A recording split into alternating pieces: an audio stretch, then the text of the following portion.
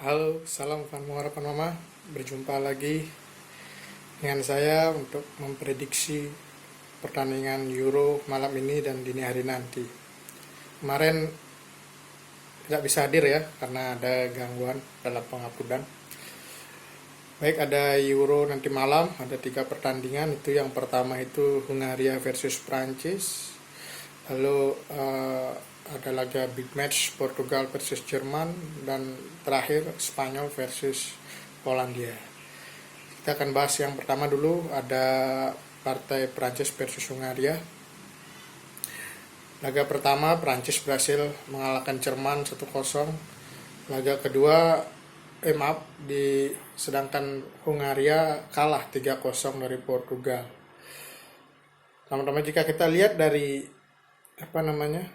rekor pertemuan ini sudah lama sekali bertemu. Terakhir Prancis bertemu dengan Hungaria itu di tahun 2006, sudah jauh sekali, dan itu tidak bisa mereferensi apa yang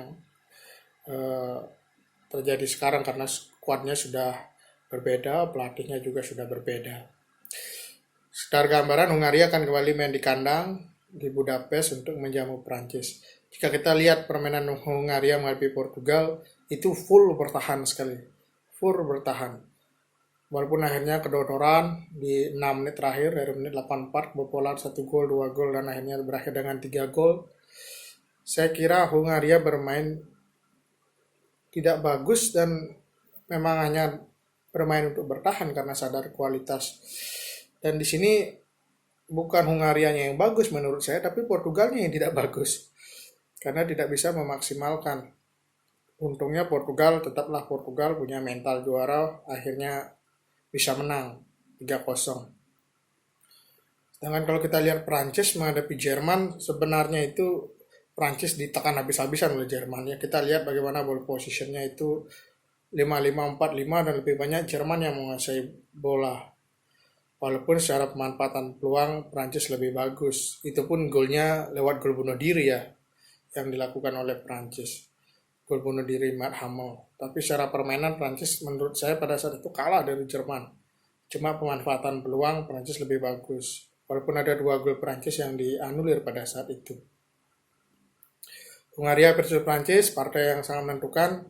Hungaria juga akan kejar poin agar membuka peluang lolos. Prancis pun berusaha memastikan kelolosan agar nanti bisa melakukan recovery di laga terakhir. Karena laga terakhirnya Prancis itu kan berat ya, ketemu Portugal. Makanya saya yakin dia akan maksimalkan juga di laga ini. Yang kedua lanjut ada laga big match Portugal versus Jerman. Portugal di laga sebelumnya menang 3-0, Jerman kalah 1-0. Laga ini Jerman akan bertindak selaku tuan rumah, bermain di Allianz Arena. Jika membahas secara permainan, Jerman bermain sangat bagus sebenarnya lawan Prancis, cuma pemanfaatan peluang yang tidak bagus. Dan sini kelemahan Jerman kentara sekali, kehilangan sosok Miroslav Klose, atau dulu sudah sempat ada sedikit menggantinya Mario Gomez, striker nomor 9. Itu yang kurang dari Jerman. Makanya main false nine di saat deadlock pertahanan Prancis yang begitu rapat oleh Varane dan Kimpembe, ditambah lagi ada Kante, kesulitan Jerman. Sedangkan Portugal, kalau saya lihat Portugal ini tim yang sebenarnya permainannya biasa-biasa saja, tapi punya naluri membunuh ya. Dalam artian sedikit dapat peluang dia bisa maksimalkan menjadi gol dan menang. Kalau kita pikir-pikir lagi, tidak banyak negara yang bisa menang dengan Portugal dalam waktu normal. Tidak banyak negara. Dan kebanyakan itu negaranya Amerika Latin, termasuk Portugal kalah 2-1 dari Uruguay di Piala Dunia 2018. Kalau dengan sesama-sama Eropa, itu sulit mengalahkan Portugal di 90 menit. Kita tahu sudah Portugal sering ketemu Inggris, Portugal pun menang lewat adu penalti di beberapa kejuaraan. Portugal ketemu Prancis, juga Portugal pernah mempermalukan Prancis lewat perpanjangan waktu, walaupun kekalahan terakhir Portugal itu adalah kalah dari Prancis di Nation League pada saat itu. Tapi itu kan ajangnya masih kalah dengan Euro dan Piala Dunia. Tapi kalau di ajang-ajang Euro, ajang-ajang Piala Dunia ini sulit mengalahkan Portugal lewat waktu normal. Masuk Portugal sebelumnya kalah dari Spanyol di 2012 di semifinal itu kan kalah penalti. Tapi tanda kutip, negara yang paling sering mengalahkan Portugal di Eropa, negara yang paling sering menggagalkan langkah Portugal di Eropa itu adalah Jerman. 5 pertemuan dengan Jerman Portugal kalah 4 kali dan cenderung dihabiskan di waktu normal ya. Portugal pernah kalah 4-0 dari Jerman, kalah 1-0 dari Jerman. Pada saat kalah 4-0 itu PP kartu merah itu saya ingat sekali.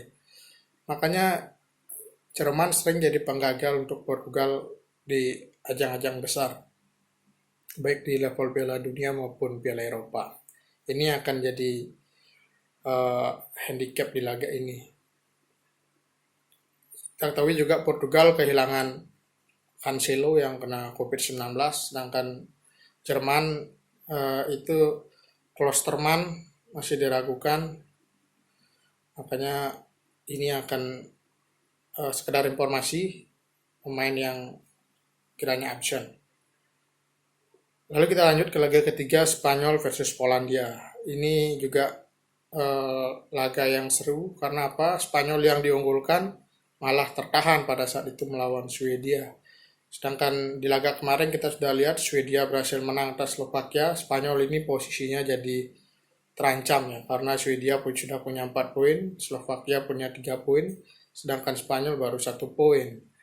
Yang jadi masalah adalah Spanyol bertemu Polandia ini dengan posisi yang hasil seri 0-0 itu sangat kentara bahwa Spanyol ada masalah di lini depan ya. Bagaimana Morata sering buang kesalahan, dan juga Mourinho sebenarnya itu lebih bagus karena dia sudah mencetak 30 gol di musim ini bersama Villarreal. Tapi tidak tahu kenapa Hendrik itu sering mengemaskan Morata yang memang permainannya lagi menurun. Kalau masih di laga ini dipercayakan Morata itu sedikit berat ya, karena kita ketahui namanya striker itu perlu sentuhan, perlu sering mencetak gol untuk mengasah kemampuannya di lini depan. Kalau kita lihat Polandia terlalu mengandalkan Robert Lewandowski sentris ya. Yang jadi masalah adalah Lewandowski adalah striker nomor 9 yang jika tidak mendapat suplai bola itu sulit untuk berkembang. Dan kita lihat lagi Polandia ini dalam 8 pertandingan yang dijalani, Polandia cuma bisa menang 1 kali.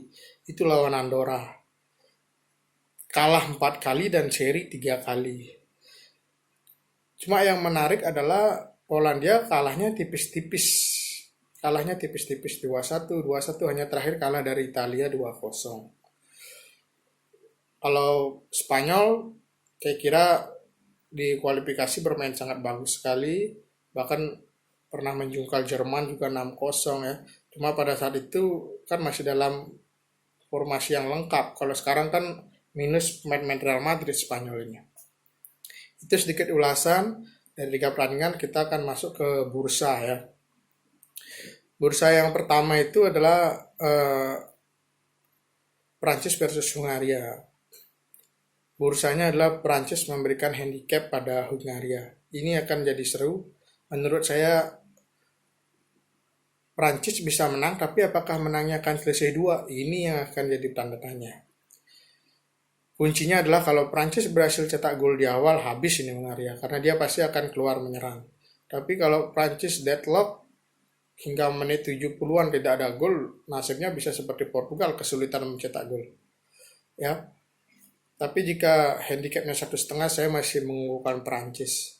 Mengingat seperti pembahasan saya tadi di awal, bukan Hungaria yang main bagus, tapi Portugal yang main jelek pada saat itu. Sehingga tidak bisa mencetak gol sampai menit 84. Saya kira Prancis mempunyai pemain-pemain yang lebih berkualitas daripada pemain Portugal. Dengan handicap 1,5, saya lebih mengunggulkan Prancis. Dan untuk laga ini, saya memprediksi ini akan terjadi banyak gol. Karena saya melihat Prancis akan curi gol di babak pertama, setelah itu Hungaria akan main terbuka, baru di sana akan dihabiskan oleh Prancis. Ya menurut prediksi saya seperti itu. Makanya Prancis akan menang secara handicap dan juga akan cetak banyak gol. Yang kedua, Jerman versus Portugal. Kalau kita lihat di sini handicapnya itu adalah Jerman memberikan handicap Portugal seperempat. Nah, ini yang jadi bahaya adalah Jerman yang sebelumnya kalah malah memberikan handicap Portugal seperempat. Nah, itu. Ini yang sebuah hal yang sedikit aneh dengan saya. Sedangkan Portugal sebelumnya menang 3-0, tapi Portugal mendapat handicap seperempat. Tapi saya kira handicap seperempat itu karena memang Portugal sering kalah dari Jerman dan Jerman berlaku sebagai tuan rumah. Ingat juga Jerman tim Panzer. Tapi seperti saya bilang lagi, Portugal ini tim yang punya kemampuan membunuh lawan walaupun bermain buruk ya. Makanya saya prediksi laga ini besar kemungkinan akan terjadi hasil yang seri. Ya, makanya kalau seperempat handicapnya lebih baik pegang Portugal kalau mendapat handicap Portugal perempat. Karena ini kemungkinan laga ini juga saya melihat akan ketat, akan berlangsung seri. Dan saya melihat laga ini akan terjadi banyak gol. Untuk laga Portugal Jerman karena Jerman ngotot ingin menang main tuan rumah. Portugal pun juga punya penyerang-penyerang yang bagus ya, ada Ronaldo, ada Jota, ada Bernardo Silva, ada Andre Silva. Tapi saya condong melihat laga ini bisa berlangsung seri. Makanya jika Portugal mendapat handicap seperempat, condong ke Portugal dan akan terjadi banyak gol ini laga ini. Lanjut laga yang ketiga ada Spanyol versus Polandia. Spanyol memberikan handicap Polandia itu 1,5. Ini juga akan jadi gambaran bahwa yang unik adalah Polandia main itu memang banyak kalahnya, tapi kalahnya tipis. Sama Belanda kalah 2-1, sama Inggris kalah 2-1.